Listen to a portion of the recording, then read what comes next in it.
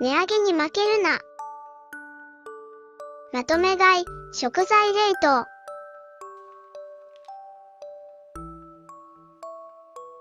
いろいろなものが値上げして、買い物中に悩むことが多くなりました。なので、休日に安い八百屋さんで野菜をまとめ買い。水菜2袋で100円はありがたい。長芋もこんなに入って198円。小さな青果店や直売所で安くまとめ買いしたら、冷凍保存して上手に使い切ろう。まずはきれいに洗って、水菜と小松菜は使いやすいように3、4センチに切ります。冷凍しておくとスープや炒め物、和え物などパッと使えて本当に便利です。水気を取って保存袋に入れたら、空気を抜いて冷凍します。小松菜も水気を拭いて、半分はお弁当用にセットしておきます。残り半分は保存袋で冷凍。先日おにぎらずを作った時に残ったハムを小さく切って冷凍してあったので、それとコーンも乗せて冷凍します。細いアスパラですが2束で298円。わあ、お買い得だね。下1センチくらいを切り落として、下半分の皮は硬いので剥きます。3分の1は夕食に茹でてサラダにのせよう。残りは使いやすいように切って、冷凍しておきます。凍ったまま加熱調理で美味しく食べられるよ。いつものようにきのこも使いやすく切って冷凍します。最近よく行く青果店は狭くて、他のお客さんとすれ違う時もお互い譲り合って気を使いながら買い物をするのですが、卵は1パック158円、豆腐も1丁39円の時があったり、お財布にとても優しい。助かるね。ピーマンは乱切りや細切りにして冷凍しました。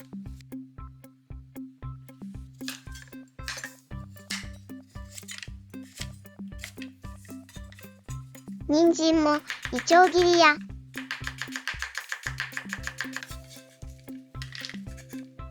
千切りなど使いやすいように切って、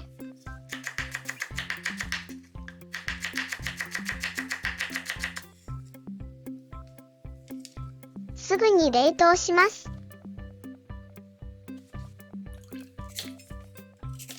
レンコンは皮を剥いて、大きさに合わせて半月切りや輪切り、いちょう切りにして酢を少し入れた水にさらします。水気を拭いて、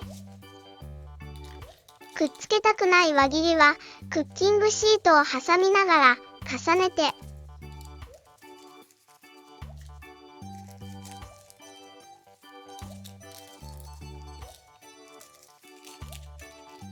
その他はお弁当にも使いやすいように小分けタッパーに入れて冷凍します。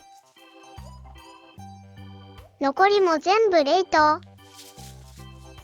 生姜の冷凍方法その1、きれいに洗ってそのまま冷凍して、使うときは凍ったまますりおろす方法。これは気軽ですが、おろすときは凍っていて硬いです。その2、全部すりおろして冷凍する方法。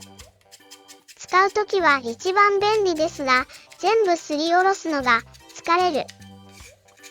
なので、我が家は千切りやみじん切りにして冷凍が一番楽です。長持ちして便利なので、自分に合う方法で冷凍しましょう。傷みやすい長芋も冷凍します。その前に少しゆかり酢漬けにしておこう。お花の型で抜いたら、丸く切り込みを入れて、長芋は滑るから気をつけてね。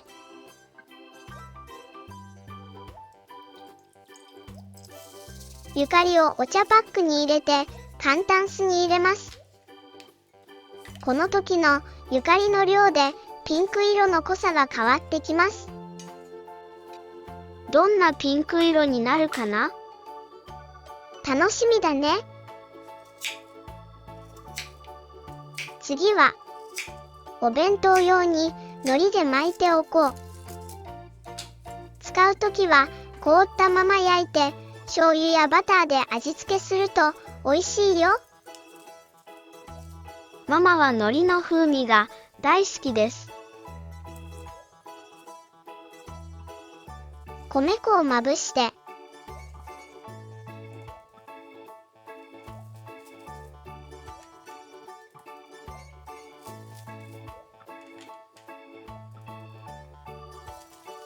冷凍します。まだまだたくさんあるね。もう手がかゆくなってきたよ。そんな時は叩いちゃえばいいね。叩き加減で細かさも変えられるよ。豚こま肉を小さく切ろうと思ったけど、すごく細かい細切れ肉だったからこのまま使います。塩コショウと叩いた長芋を混ぜて、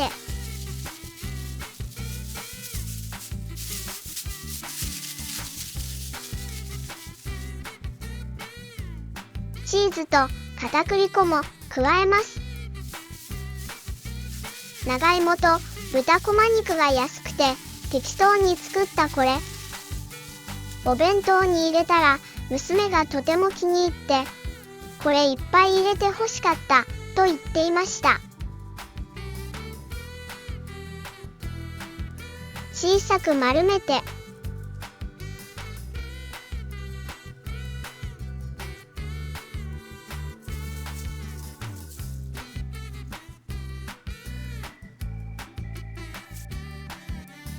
米粉をまぶしたら、ダイソーの作り置きおかずトレイに入れて、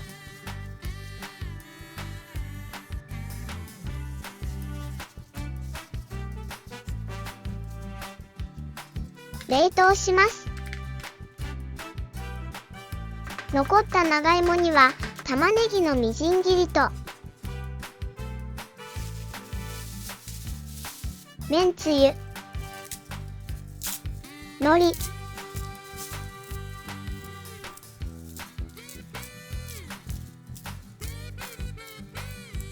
片栗粉を混ぜます。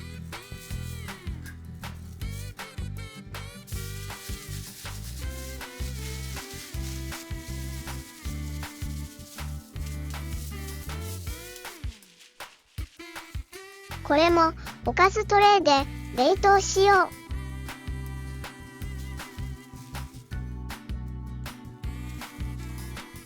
う。思いつきで適当に作ったので、夕食作り中に少し残ったのを焼いてみたよ。試食してみよう。わーい。長芋餅は焼いた後味付けした方がいいね。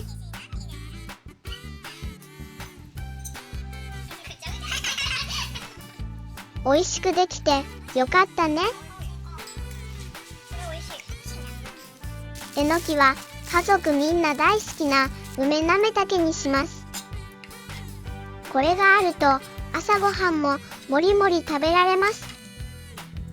えのきは3センチくらいに切って鍋に入れます。種を取って叩いた梅干しも加えたら、水 100cc、みりん大さじ2、砂糖小さじ1、白だしと醤油大さじ1ずつ加えて火にかけます。少し煮てちょうどよく煮詰まったら火を止めて鰹節を入れます。混ぜたら出来上がり。ご飯何杯でもいけます。粗熱が取れたら冷蔵庫に入れます。最後は鶏胸肉を切り分けて下味冷凍します。繊維の向きをよく見て、繊維を断つようにそぎ切りにします。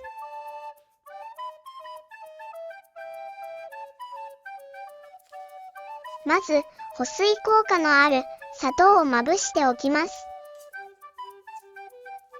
鶏胸肉は安くて家計の強い味方。いろいろな料理に使えてとても助かります。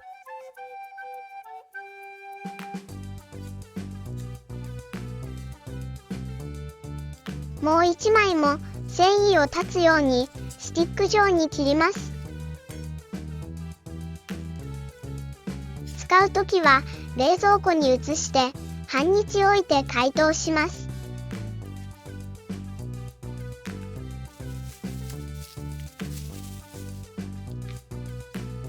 蒸し鶏用は砂糖をすり込んでから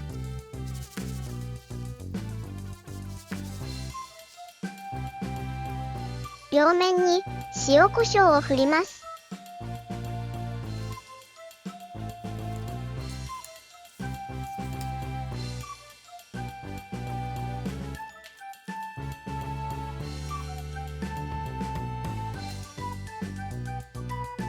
ダイソーの立てておける保存容器で冷凍しよう。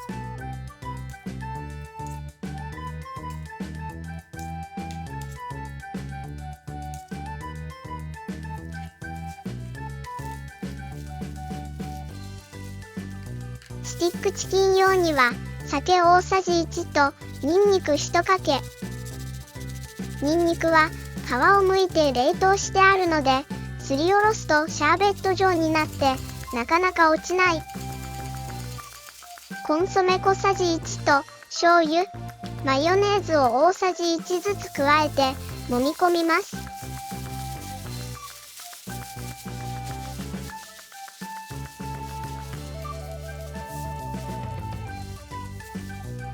急速冷凍したら今日の食材冷凍はおしまい。お疲れ様ま。次の動画は冷凍した食材を使ってお弁当作り4日間の動画です。